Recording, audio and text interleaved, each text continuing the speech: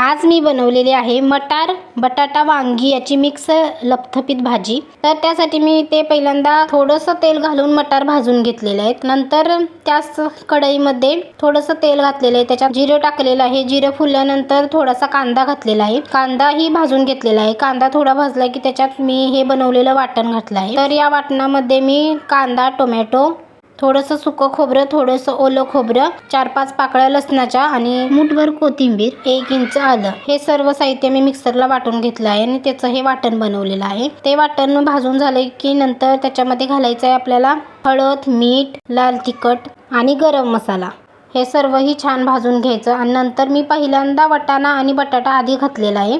वांगी पटकन शिजतात त्यामुळे वांगी मी नंतर घातलेली आहेत। बटाटा वाटाणा घालून एक वाफ काढून घ्यायची, नंतर वांगी आणि टोमॅटो घातलेला आहे ते टाकून एक वाफ काढून घ्यायची आणि नंतर गरजेनुसार पाणी घालायचं। आपल्याला जेवढी भाजी पातळ बनवायची तेवढं पाणी घालायचं। 5-6 मिनिट शिजवून घ्यायचं। झाली भाजी तयार। व्हिडिओ आवडला तर लाईक, शेअर, सबस्क्राईब नक्की करा। धन्यवाद।